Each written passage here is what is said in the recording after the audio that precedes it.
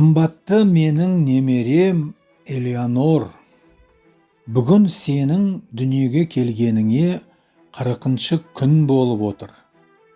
Енді осы 40 күннен кейін сенің өмірге деген адам ретінде, нақтылы адам ретінде бірінші қадамың басылады.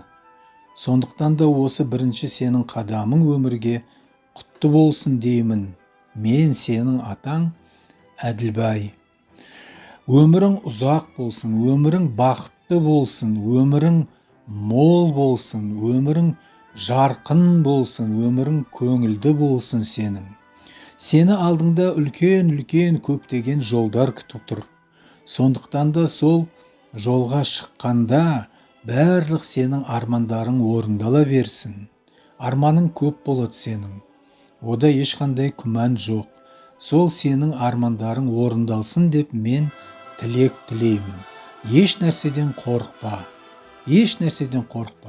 Өмір деген өте керемет, үлкен, қызықты бір ағып жатқан өзен. Сенің жаныңда, сенің алдыңда, сенің қасыңда сенің екі ағаң бар. Біреусі Бернар жаңағы Алтынбай, екіншісі Доминик Дөменбай. Осы екі қалжыңбас ағаларың бар. Осы ағаларыңды құрметте, жақсы көр, сыйла. Екі ағаң сенің әрқашанда арқа сүйерің болады, қорғаушың болады, сені жақтаушың болады. Олар да сені өте жақсы көреді. Сондықтан да үшеуің ең жақын адамдарсыңдар бір-біріңе. Бір-бірлеріңді сыйлап, құрметтеп жүріңдер. Бір-бірлеріңді қолдап жүріңдер. Сендер үшеуің үш биіксіңдер.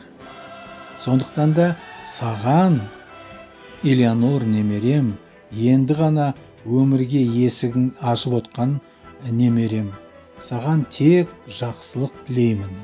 Осы дүниедегі бар бақытты тілеймін мен саған.